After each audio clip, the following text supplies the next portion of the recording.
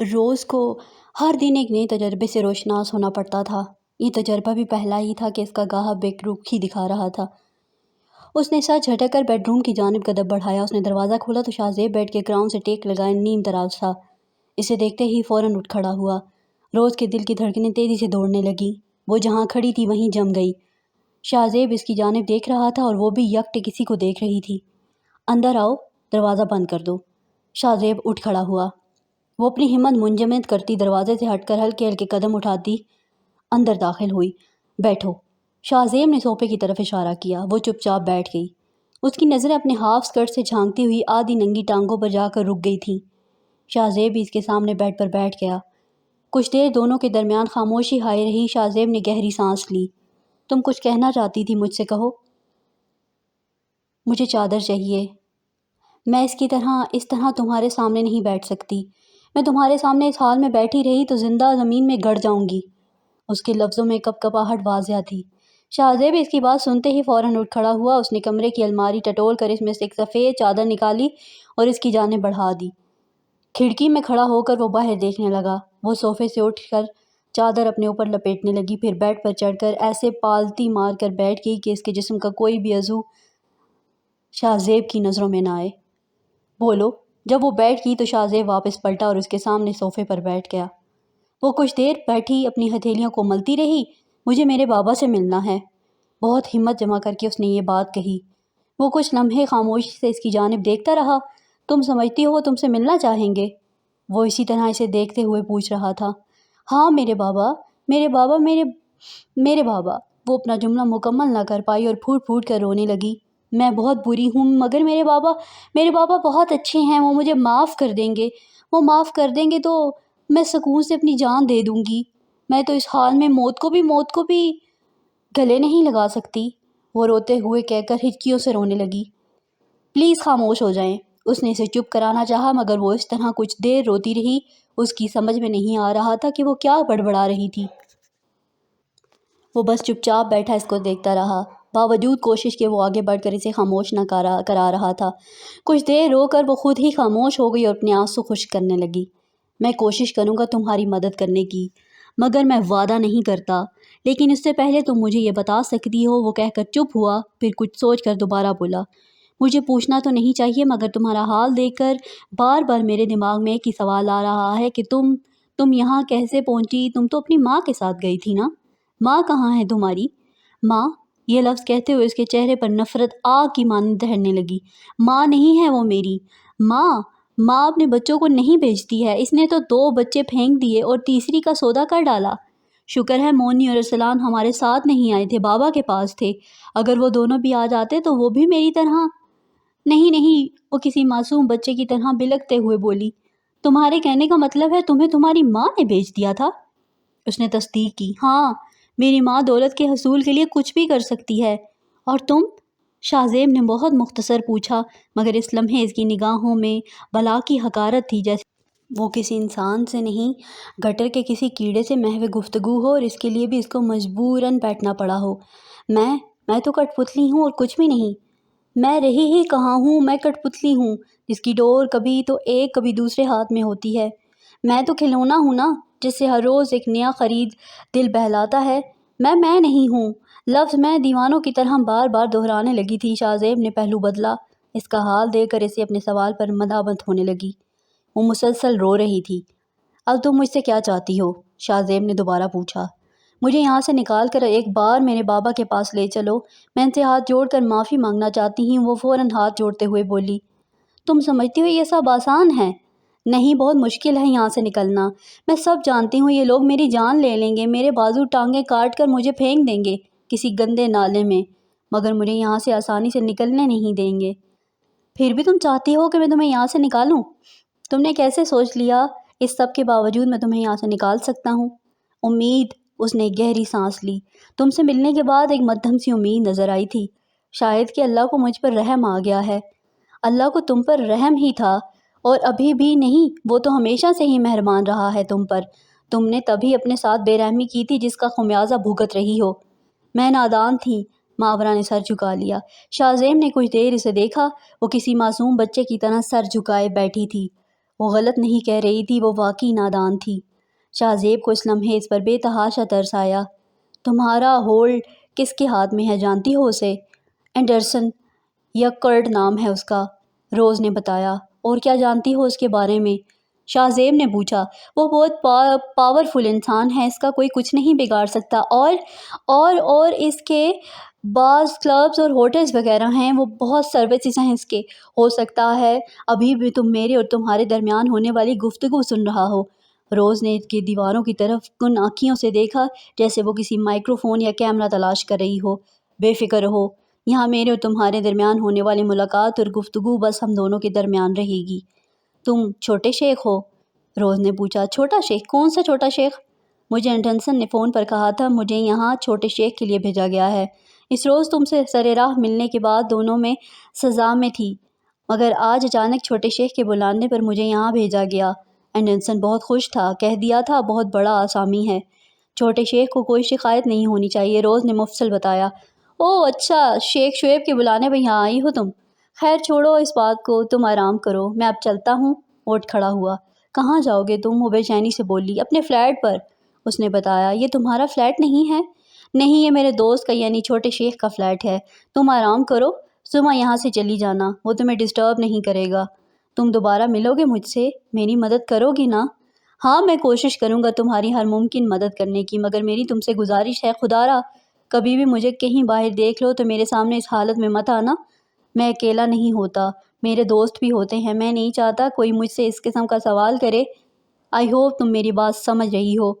اس نے سر ہلایا۔ اللہ حافظ، وہ کہہ کر باہر نکل گیا۔ وہ وہیں بیٹھ کر ایک بار پھر پھوٹ پھوٹ کر رونے لگی۔ وہ کمرے سے باہر نکلا تو شوبی باہر لاؤنج میں بیٹھا ٹی وی دیکھ رہا تھا۔ اسے نکلتا دیکھ وہ ٹی وی بند کر کے اٹھ کھڑا ہوا۔ دونوں ایک ساتھ فلیٹ سے باہر نکلے۔ تم اب جاؤ، کل یونیورسٹی میں بات کریں گے۔ شوبی اسے رخصت کر کے دروازہ بند کر دیا۔ وہ واپس لاؤنج میں آ کر ٹی وی دیکھنے لگا۔ ریل گاڑی چھک چھک کرتی ریلوے اسٹیشن سرگودا پر رک چکی تھی۔ خاور نے اپنا بیگ اٹھایا اور نیچے اتر آیا۔ اپنے گاؤں سے اسے ہمیشہ سے ہی محبت تھی۔ اس نے ارد گرد نظریں دوڑائی، اسے لینے کوئی نہ آیا تھا، اسے اکیلے ہی گھر جانا تھا۔ سو اس نے ایک طرف کھڑے رکشوں کی جانب قدم بڑھایا۔ اسے جلد از جلد اپنی ماں کے پاس پہنچنا تھا۔ اس کے پاس اس کل کائنات میں ایک واحد رشتہ ماں کا تھا۔ اس کے باپ رضا محمد کی وفات اس کی پیدائش کے 6 سال بعد ایک روز فصلوں میں ہل چلاتے ہوئے اچانک ہو گئی تھی۔ اس اچانک موت نے اس کی زندگی بدل دی تھی۔ رضا محمد کے بھائیوں نے چھوٹے خاور رضا اور اس کی ماں کو گھر سے نکال دیا تھا تاکہ جائیداد میں ان کا کوئی حصہ نہ ملے، نہ ہی ان کو اس کی بیوہ اور بچے کا بوجھ اٹھانا پڑے۔ وہ اپنے ماں باپ کے گھر واپس آ گئی تھیں۔ خاور رضا کی 2 خالائیں تھیں، مگر بدقسمتی سے ماموں کوئی نہ تھا جو اپنی بہن کے حق کے لیے کھڑا ہوتا، آواز اٹھاتا۔ بوڑھا والد تھا جو اس قابل ہرگز نہ تھا کہ پنچایتوں یا عدالتوں کے چکر کاٹتا، اس لیے وہ اس اتنی بڑی ناانصافی پر خون کا گھونٹ پی کر اپنا فیصلہ اللہ پر چھوڑ کر خاموش ہو گئے تھے۔ خاور بڑا ہوتا گیا، اس کی کفالت کا ذمہ اس کے امریکہ والے خالو زین خالہ نے اٹھائی۔ پہلے اسکول، پھر کالج اور اب یونیورسٹی میں بھی وہ اس کے سرپرست شفقت رکھے ہوئے تھے جیسے ان کا سگا بیٹا ہو۔ اس کے خالو بہت گریسفل انسان تھے، بہت درد دل رکھنے والے، نفیس اور پروقار شخصیت کے حامل۔ وہ جب بھی پاکستان آتے تھے تو بہت سے غریب رشتہ داروں کی مدد ایسے کیا کرتے تھے کہ کسی دوسرے ہاتھ کو کانوں کان خبر نہ ہوا کرتی۔ ان کا ایک بیٹا تھا منیر، وہ ایک چھوٹی بیٹی مریم تھی۔ بچپن سے ہی خاور کی امی کو مریم بہت پسند تھی۔ وہ اکثر باتوں باتوں میں کہتی رہتی تھی کہ میں مریم کو اپنی بہو بناؤں گی، مگر یہ اس کی امی کا خیال تھا جس پر کبھی بھی خاور نے سنجیدگی سے نہیں سوچا تھا۔ وہ سمجھتا تھا مریم امریکہ کی نیشنلٹی ہولڈر پڑھی لکھی لڑکی ہے، وہ اپنے لیے اپنے جیسا ہی کوئی لڑکا پسند کرے گی، نہ کہ مجھ جیسا گاؤں کا عام سا غریب سا لڑکا جو اس کے باپ کے احسانوں تلے دبا ہوا ہے۔ در حقیقت وہ خالو زین کے احسانات تلے اتنا دب چکا تھا کہ مریم کو اس نظر سے دیکھنے کا سوچ بھی نہیں سکتا تھا۔ ہاں، اپنی ماں کی سوچ پر پہرا نہیں لگا سکتا تھا۔ رکشہ سرگودا کینٹ کی حدود میں داخل ہو چکا تھا۔ اپنا گھر آتے ہی وہ کرایہ ادا کرتے نیچے اترا۔ اس کے دل میں بس یہی خیال تھا کہ نہ جانے ماں کی طبیعت کیسی ہوگی۔ جیسے ہی وہ گھر میں داخل ہوا، ایک خوشگن حیرت نے اس کا استقبال کیا۔ صحن میں سب ہی موجود تھے۔ اس کی نگاہ سب سے پہلے شبانہ خالہ اور اماں پر پڑی۔ وہ دونوں اس وقت خوش گپیوں میں مصروف تھی۔ قریب ہی دوسرے پلنگ پر خالو زین اور منیر لیپ ٹاپ سامنے رکھے مل کر کام کر رہے تھے۔ نانو اپنے محسوس پلنگ پر بیٹھی حقہ پی رہی تھیں۔ اسے سمجھنے میں کچھ ہی لمحے لگے کہ ماں کی طبیعت کی خرابی کا تو صرف بہانہ تھا، اصل وجہ اس کو سرپرائز کرنا تھا، اور وہ واقعی ان سب کو یہاں دیکھ کر سرپرائز ہو چکا تھا۔ ارے خالہ، خالو، آپ سب! وہ بیگ ہاتھوں سے رکھتے ہوئے پرجوش انداز میں بولا۔ سب اس کی جانب متوجہ ہوئے۔ خالہ نے آگے بڑھ کر پیار سے اسے گلے لگایا۔ خالو اور منیر پرجوش انداز میں بغل گیر ہوئے۔ ماں نے ماتھے پر مسکرا کر بوسہ دیا۔ سب سے مل لینے کے بعد وہ نانو کے قریب ہی پلنگ پر بیٹھ گیا۔ اسے سمجھنے میں کچھ ہی دیر لگی تھی کہ نانو اس سے ناراض ہیں۔ وہ جانتا تھا وہ کیوں ناراض ہیں، کیونکہ وہ چند مہینے پہلے خاندان میں ہونے والی شادی کی شرکت کیے بغیر واپس چلا گیا تھا۔ چل ہٹ، میں تیرے ساتھ بات نہیں کرتی، نانو نے مصنوعی خفگی سے گھورا۔ ارے نانو، آپ ابھی تک ناراض ہیں؟ بتایا تو تھا آپ کو میری بہت ضروری کلاسز تھیں، میں ان کو مس نہیں کر سکتا تھا، اس لیے مجھے جانا پڑا۔ اس نے اپنی باہوں کا حلق نانو کے گرد ڈال کر ان کی گال کا بوسہ لیتے ہوئے کہا۔ وہ جانتا تھا بس نانو کی ناراضگی صرف اس کے ایک پیار کی مار ہے۔ چھوڑ پرے، تیرے ان بہانوں سے میں باز آئی، تیری ساری کلاسز کا پتہ ہے مجھے۔ آپ کو کیسے پتہ؟ آپ تھوڑی میرے پاس ہوتی ہیں، پتہ ہے مجھے، سب پتہ ہے۔ اچھا نا نانو، اب معاف کر دیں، دیکھیں اب تو آ گیا ہوں نا، معافی تو تجھے بیٹا جی بس ایک شرط پر ملے گی۔ خیر ایک بات تو طے ہے، جب سے تو شہر گیا ہے بالکل بدل گیا ہے، تجھے کسی کی پرواہ نہیں رہی۔ پرواہ ہے نانو، ایسے تو مت بولیں، نہیں ہے پرواہ، اگر ہوتی تو مجھے تجھے یوں تیری ماں کی بیماری کا بہانہ کر کے نہ بلانا پڑتا، بلکہ ایک فون کال پر دوڑ کر چلا آتا۔ میں پوچھتی ہوں، ولایت میں ہے کراچی کے، تجھے کس بات کی پرواہ نہیں؟ تو آ نہیں سکتا؟ آتا ہے، 2 گھڑیاں رک نہیں سکتا، نانو نے کہہ کر پہلو بدلا۔ ارے نانو، مجبوری ہے نا، کیا کریں؟ پڑھنا بھی تو ضرور ہے، اور ویسے بھی میں روز بات کرتا ہوں آپ سے۔ اس نے نانو کو کندھے سے پکڑ کر اپنی جانب موڑا۔ رہن دے تو، بات کرتا ہوں، نانو نے شکل بنا کر اس کی نقل اتاری۔ اس نے اس دفعہ بات مکمکا کرنے کا فیصلہ کر لیا ہے پتر، تیرے سارے کسبل اور بھونڈے بہانے نکلنے والے ہیں۔ ہیں مکمکا؟ نانو یہ کیا کہہ رہی ہیں آپ، کیسا مکمکا؟ بس ہے تو ذرا صبر کر پتر جی، نانو نے کہہ کر پان دان کھولا۔ باقی سب بھی ان دونوں کی باتوں سے لطف اندوز ہو رہے تھے۔ خاوند نے ایک نظر سب پر ڈالی، سب کے چہروں کی مسکان اسے مزید تجسس میں ڈال گئی۔ کیا مطلب، سیدھی سیدھی بات کریں نا پلیز نانو، یہ سسپینس نہ کر پیٹ کریں یار، اس نے بے چینی سے پوچھا۔ سب مطلب سمجھ آ جائیں گے تجھے پتر جی، چل تو چپ کر کے گرما گرم چائے پی۔ نانو نے پاندان بند کرتے ہوئے بات ختم کی۔ انہوں نے مریم کو چائے لے کر آتا ہوا دیکھا۔ لیں جی گرما گرم چائے، مریم نے چائے کی ٹرے میز پر رکھی۔ ارے مریم، تم بھی آئی ہو؟ خاور اب اس کی جانب متوجہ ہو گیا۔ جی ہاں، سب آئے تھے تو کیا میں نہیں آتی؟ السلام علیکم، آپ کس وقت آئے ہیں؟ مجھے پتہ نہیں چلا، میں کچن میں تھی۔ اس نے شانوں پر جھولتا دوپٹہ سلیقے سے سر پر اٹھایا۔ اس وقت تو امریکہ کے گرین کارڈ ہولڈر پڑھی لکھی لڑکی بالکل نہ لگ رہی تھی، بلکہ اسی گاؤں کی سادہ سی معصوم سی لڑکی لگ رہی تھی۔ خاور نے فوراً نوٹ کیا تھا، بس یہی کچھ 10 منٹ پہلے، اور ماشاء اللہ کافی رونق لگی ہوئی ہے گھر میں۔ میں تو بیعت سرپرائز ہو چکا ہوں۔ ویسے آپ لوگ اگر امی کی بیماری کا بہانہ کیے بغیر ہی مجھے بتا دیتے اپنے آنے کا تو یقیناً میں دوڑا چلا آتا۔ اس نے اب خالو اور خالہ کو دیکھ کر کہا۔ ہمیں پتہ ہے آپ دوڑ کے چلے آتے، مگر سرپرائز تو سرپرائز ہوتا ہے نا، مریم نے کہا۔ ہاں جی، اور ابھی اس سے بھی بڑا سرپرائز تمہارے لیے رہتا ہے، اب امی بولیں۔ اچھا وہ کیا بھائی، جلدی بتائیں، کوئی سسپینس میں ڈال کر میرے مروڑ ڈلوانا چاہتی ہیں؟ خاوند نے ٹرے میں سے چائے کا کپ اٹھایا۔ مریم کا چہرہ ایک دم لالی برسانے لگا۔ بھائی ہے ایک سرپرائز، وقت آنے پہ بتائیں گے، اب خالہ بولی۔ اچھا تو کب آئے گا وہ وقت؟ خاوند نے پوچھا۔ بس جلدی آنے والا ہے، تم تھوڑی دیر صبر کرو اور چائے پیو۔ نانو نے بات بدلی۔ مریم کے چہرے پر پہلے حیا کے ڈورے مزید گہرے ہو رہے تھے۔ وہ مزید کوئی بات سنتی، وہ مسکراتی شرماتی کچن کی جانب چلی گئی۔ نانو مسکرا کر اسے جاتے دیکھنے لگی۔ یہ کیوں بھاگ گئی ہے؟ اور بتائیں نانو، ایسا کیا سرپرائز ہے؟ خاور کو اس کا اس طرح محفل چھوڑ کر نکلنا چبھنے میں مبتلا کر گیا۔ اب وہ سیریس ہو کر پوچھ رہا تھا۔ صبر کر، صبر، میری نماز کا ٹائم ہو رہا ہے۔ نانو اپنے پاندان بند کر کے اٹھ کھڑی ہوئی۔ بھائی ماما، یہ اچھی بات نہیں ہے، خاور نے ماں سے کہا۔ ارے خاور بیٹا، چھوڑو تم سرپرائز کو، وہ تو اب چلتے رہیں گے، تم اپنی پڑھائی کا بتاؤ کیسی چل رہی ہے؟ نانو اٹھتے ہی خالو نے بات بدلی۔ خالو جان، بس کرم ہے رب کا اور آپ کی مہربانی ہے، سب بہت اچھا چل رہا ہے۔ نہیں بیٹا، ایسے نہیں کہتے، شکر ادا کیا کرو رب کا، اور میری زندگی اور صحت و تندرستی کے لیے بھی دعا کرتے رہا کرو۔ خیر اب رزلٹ آ جائے گا تو مجھے A+ چاہیے تمہارے۔ شکریہ کی ضرورت نہیں مجھے، میں بس تمہیں اور منیر دونوں کو زندگی کے ہر میدان میں کامیاب دیکھنا چاہتا ہوں، انشاءاللہ خالو جان۔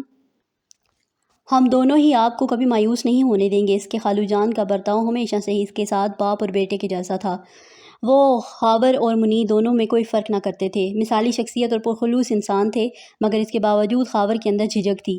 اسے یہی لگتا تھا وہ ان کے بے پایا احسانات تلے دبا چلا ہوا ہے اور شاید ہی کبھی ان کے احسانوں کا قرض چکا سکے گا۔ یہ سوچ ہمیشہ سے پریشان کر دیتی تھی کہ اگر خالو نے کبھی بدلے میں اس سے کچھ مانگ لیا جو دینا اس کے بس میں نہ ہوا تو وہ کیا کرے گا۔ یہ سوال اس کو الجھا دیتا تھا، کیونکہ اس کا دل یہی جواب دیتا تھا کہ خالو کے لیے تو جان بھی حاضر ہے۔ خیر وہ دن سب کا مصروف گزرا تھا۔ خالو ہر 6 ماہ بعد چکر لگاتے رہتے تھے، مگر خالہ منیر اور مریم تقریباً 3 سال بعد یہاں آئی تھیں۔ سب کے ساتھ باتیں کرتے سنتے سناتے وقت کا اندازہ ہی نہ ہوا۔ رات کا کھانا کھا لینے کے بعد وہ اپنی چائے کا کپ اور موبائل اٹھا کر اوپر آ گیا۔ دن بھر کی مصروفیت کے سبب وہ مناہل کو ٹھیک سے یاد بھی نہ کر پایا تھا۔ اب یہاں اکیلے میں کھلے آسمان تلے بیٹھ کر وہ صرف اس کے بارے میں سوچنا چاہتا تھا۔ چھت پر ایک طرف کور رکھے لکڑی کے پلنگ پر وہ الٹی پلٹی مار کر بیٹھ گیا۔ دور افق پر چاند بادلوں سے آنکھ مچولی کر رہا تھا۔ ٹھنڈی ٹھنڈی ہوا اور گملوں میں لگے نئے نئے موسمی پھولوں کی مہک اسے راحت کا احساس دلا رہی تھی۔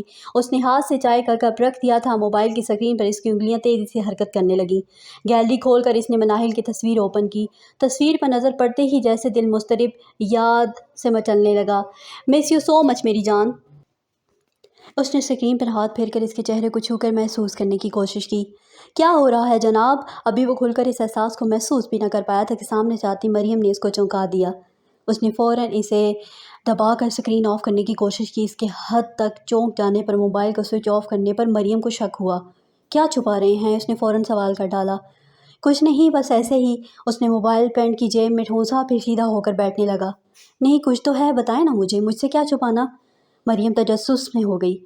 بتا دوں گا، کچھ دن صبر کرو، سب بتا دوں گا۔ خاور اب مسکرا کر بات بدلنے لگا۔ صبر ہی تو اب نہیں ہوتا مجھ سے۔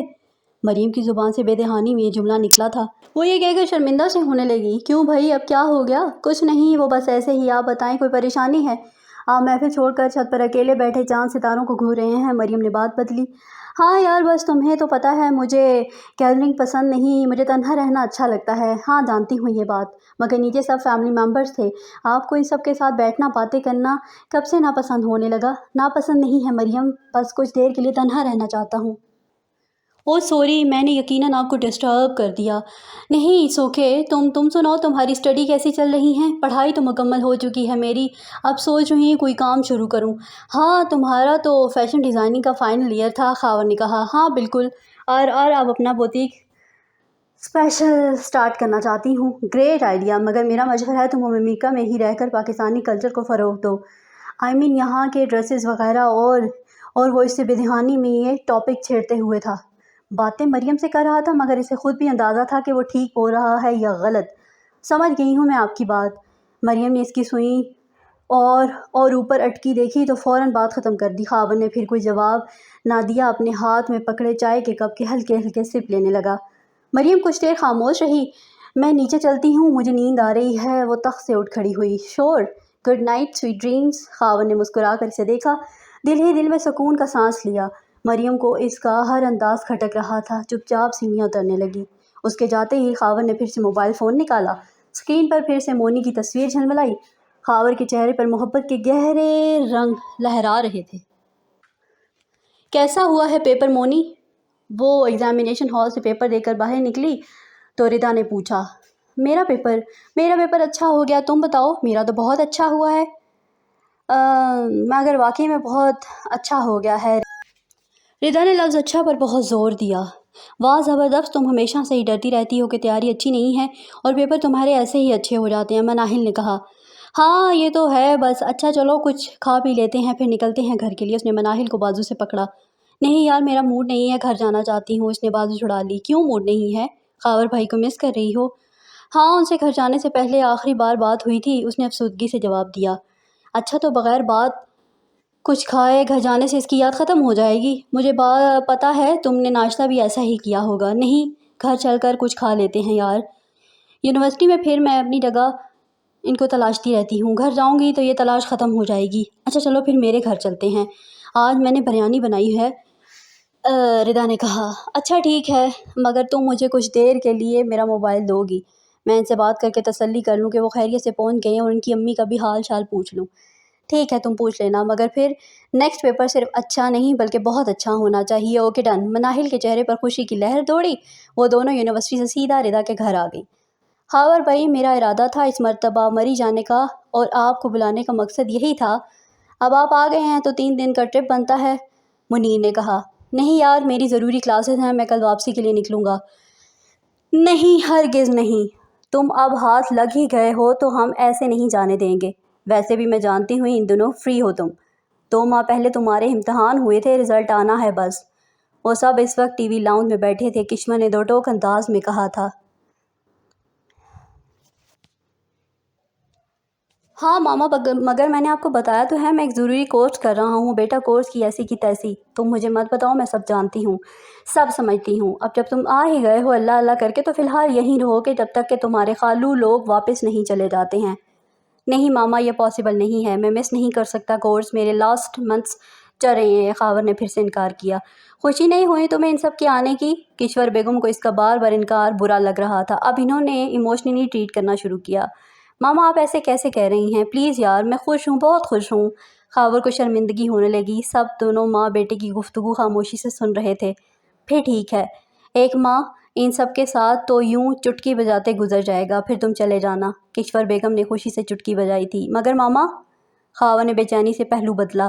اگر مگر کچھ نہیں، دوبارہ ایڈمیشن لے لو۔ بس تم مری جا رہے ہو، مری سے واپس آ کر تمہیں کھونٹے سے باندھ دیں گے، پھر یہاں مرضی جانا اگر کسی نے جانے دیا تو۔ اب کی بار نانو بولی۔ مریم کے مارے شرم کے لال گلابی ہونے لگی۔ باقی سب بھی مسکرانے لگے۔ خاور کو یہ بات بہت ہی عجیب لگی تھی۔ ٹھیک ہے بھائی، چلتے ہیں مری۔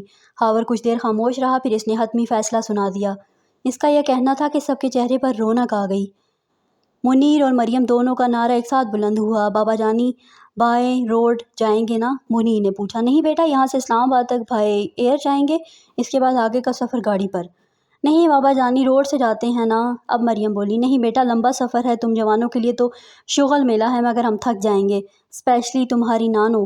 اچھا تو نانو بھی جائیں گی؟ خاور نے پوچھا۔ ہاں تو اب تم سب کو اکیلا بھیج دوں گی، عمر زیادہ ہو گئی ہے، دل تو میرا تم سب سے زیادہ جوان ہے، اور برف مجھے تو سب سے زیادہ پسند ہے، میں تو ضرور جاؤں گی برف دیکھنے، اور تجھے بڑے بڑے گولے برف کے بنا کے ماروں گی۔ نانو کے لہجے میں شرارت تھی۔ آخری جملہ انہوں نے خاور کو گھور کر دیکھتے ہوئے کہا۔ سب نے ایک زوردار کہکا لگایا۔ خاور بچے، تم سیٹس کا پتہ کر لو، اگر پاسبل ہے تو کل نکلتے ہیں، خالو نے کہا۔ ٹھیک ہے خالو جان۔ اس نے خالو کی بات سنتے ہی جیب سے موبائل نکال کر آن کرنا چاہا، مگر اس کی بیٹری ڈیڈ تھی۔ موبائل آف ہے، میں اس کو چارجنگ پر لگاتا ہوں، پھر پتہ کر لیتے ہیں۔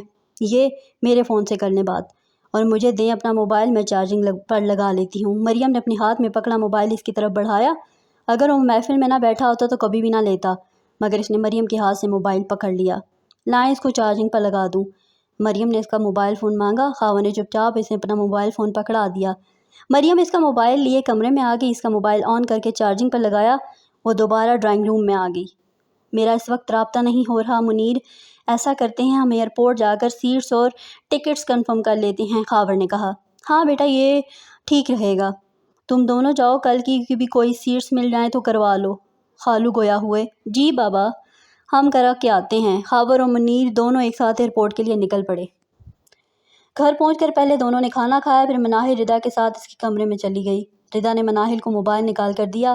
الماری سے اپنے کمرے نکال کر وہ شاور لینے واش روم میں گھس گئی۔ مناہل نے دھڑکتے دل سے موبائل آن کیا۔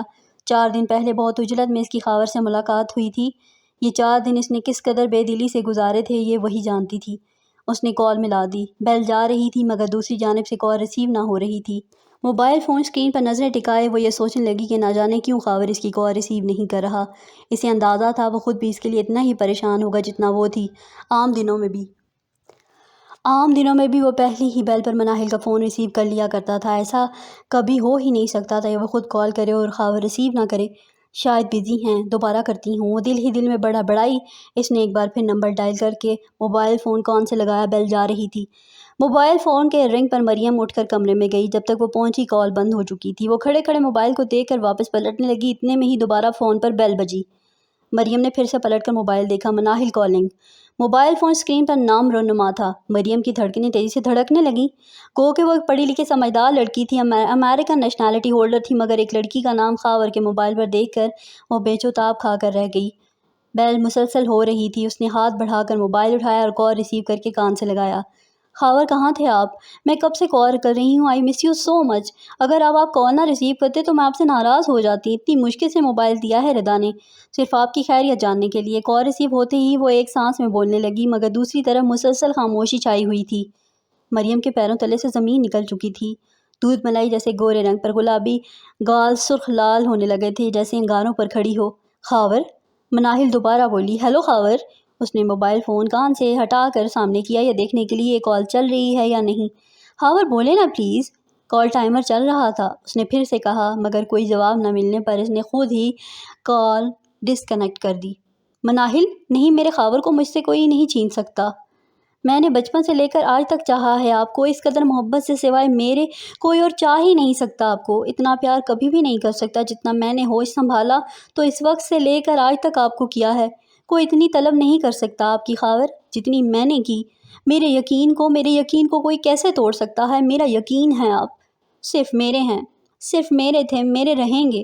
کوئی نہیں توڑ سکتا میرے یقین کو، کوئی کیسے جگہ لے سکتا ہے میری؟ نہیں، میں اب نہیں ہونے دوں گی، ہرگز نہیں ہونے دوں گی۔ میں کبھی آپ کو خود سے الگ نہیں ہونے دوں گی۔ آج صرف میرے ہیں، صرف میرے ہیں۔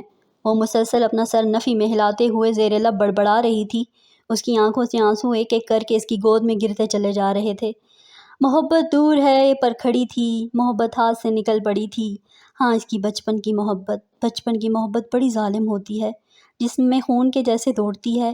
جیسے جیسے انسان کی زندگی آگے بڑھتی ہے، محبت ایسے ہی پروان چڑھتی ہے۔ بچپن کی محبت اس پودے کی طرح ہوتی ہے جسے چاہت کا پانی ملتا رہے تو وقت کے ساتھ ساتھ تنا درخت بن جاتی ہے، مگر جب چاہت اس کی جڑوں میں آب حیات بن کر نہ گرے تو جڑیں کمزور ہو جاتی ہیں۔ پھر وہ تناور درخت اکیلا نہیں گرتا بلکہ اپنے ساتھ بہت سی آشیانے ضرور گرا دیتا ہے۔ مریم کے دل میں بھی بچپن کی محبت کا لگا پودا اب تو تناور درخت بن چکا تھا، جو کئی سالوں سے اسے دھوکے میں تھا کہ خاور بھی اس سے اتنی ہی محبت کرتا ہے، اس کا اتنا ہی منتظر ہے جتنا کہ وہ۔ اس کا یہ خیال محبت کے اس پودے کی جڑوں میں آب حیات کا کام کرتا رہا، جس نے اس کے دل میں محبت کے بیج کو تناور درخت کی شکل دے دی۔ مگر اب حقیقت اس کے سامنے کھڑی تھی۔ بچپن کی محبت اسے جڑ سمیت زمین بوس ہوتی نظر آ رہی تھی، مگر اکیلے نہیں بلکہ اپنے ساتھ بہت کچھ زمین بوس کرنے والی تھی۔ وہ شاور لے کر باہر نکلی تو مناہل ہاتھ میں موبائل پکڑے گمسم بیٹھی تھی۔ کیا ہوا؟ اس نے تولیے سے بال خشک کرتے ہوئے پوچھا۔ خاور نے مجھ سے بات نہیں کی۔ اس نے موبائل ہاتھ سے رکھ دیا۔ ہائے، بات نہیں کی مطلب؟ اس نے تولیہ ہاتھ سے رکھتے ہوئے واپس پلٹ کر حیرت سے پوچھا۔ پتہ نہیں یار، پہلے کال ریسیو نہیں کر رہے تھے، جب کر لی تو بولے ہی نہیں کچھ، میں ہی پڑھ پڑھ کر کے بول کر چپ ہو گئی۔ ان کے بولے بغیر تم بول دی، سے مزید حیرت ہوئی۔ ہاں تو میں تو ہمیشہ ایسے ہی بات کرتی ہوں، ان کے بولنے کا انتظار تھوڑی کرتی ہوں، مناہل نے بتایا۔ پاگل، ہمیشہ میں اور اب میں فرق ہے۔ پتہ نہیں کس نے کال ریسیو کر لی، تم نے کہا کیا تھا یار؟ وہ ہاسٹل میں تھوڑی تھے کہ ان کے علاوہ وہاں کوئی نہیں ہوگا، اپنے گھر میں ہیں، ہو سکتا ہے ان کی والدہ نے ریسیو کر لی ہو۔ اوہ نو، میں نے تو یہ سوچا ہی نہیں۔ مناہل پریشان ہو گئی۔ بولا کیا ہے تم نے، یہ بتاؤ۔ کچھ نہیں یار، مس یو بولا تھا، اس نے شکل بنائی۔ چلو اب دعا کرو وہاں خیریت ہی ہو۔ ردا ہنس پڑی۔ میں پریشان ہو رہی ہوں اور تم ہنس رہی ہو؟ مناہل کو غصہ آنے لگا۔ تو اور کیا کروں، تم نے حرکت ہی ایسی کر دی ہے۔ خیر اب اتنی سیریس نہ ہو، کچھ نہیں ہوتا، وہ سنبھال لیں گے، اور ایسا کرو موبائل ساتھ ہی لے گھر جانا، گھر ہو سکتا ہے وہ تم سے رابطہ کریں۔ ہاں ٹھیک ہے، چلو اب نیچے چلتے ہیں، میں نے اٹھتے ہوئے کہا۔ مناہل بھی اٹھ کھڑی ہوئی، مگر وہ بہت زیادہ پریشان ہو چکی تھی۔ اس نے اپنے ہاتھوں سے اپنے آنسو پوچھے تھے، اس کے چہرے کے تاثرات بدل چکے تھے۔ وہ بیڈ سے اٹھ کھڑی ہوئی، قریب رکھی ٹیبل پر سے اس نے خاور کا موبائل اٹھایا۔ اس کی خوش قسمتی تھی یا مناہل کی بدقسمتی کہ خاور کے موبائل کو کوئی پیٹرن یا لاک نہیں لگا ہوا تھا۔ اس نے مناہل کا فون نمبر نوٹس کیا، اس نے ڈیٹا آن کر کے اس کی گیلری سے مناہل کی تصویریں اپنی طرف سینڈ کر دیں۔ اس نے مناہل کی آنے والی کالز کی ڈیٹیلز ڈیلیٹ کیں۔ کانٹیکٹ لسٹ کھول کر اس نے مناہل کے سیو نمبر میں رد و بدل کر دی، ساتھ ہی نمبر بلیک لسٹ میں کر کے وہ موبائل فون چاند پر لگا کر وہاں سے ہٹ گئی۔ اس نے اپنے کمرے میں آ کر اپنا موبائل اٹھایا۔ MMS آ چکے تھے۔ اس نے اوپن کیا اور ایک کے بعد ایک مناہل کی ایک تصویر دیکھنے لگی۔ اس کے چہرے کے تاثرات یکسر بدلنے لگے تھے۔ مریم خوبصورت تھی مگر مناہل کے مقابلے میں کچھ کم بھی نہ تھی۔ خاور میرا ہے، صرف میرا، تمہارے ساتھ وقت گزار رہا ہے، اور میں یہ بات ثابت کر دوں گی کہ وہ تمہارے ساتھ صرف وقت گزار رہا ہے۔ جس طرح بچپن سے لے کر آج تک میں نے کسی اور کے ساتھ بارے میں سوچا نہیں، وہ بھی جانتا ہے یہ بات، وہ بھی نہیں سوچ سکتا۔ تمہاری خوبصورتی کا دیوانہ تو کوئی بھی ہو جاتا ہوگا، مگر میری محبت کا مستحق خاور ہے، صرف خاور۔ اس نے نفرت سے مناہل کی تصویر کو دیکھتے ہوئے کہا تھا، اور پھر غصے سے موبائل بیڈ پر پٹک کر اپنی آنکھوں سے بہنے والے آنسوؤں کو ہتھیلیوں سے رگڑ کر صاف کر لیا تھا۔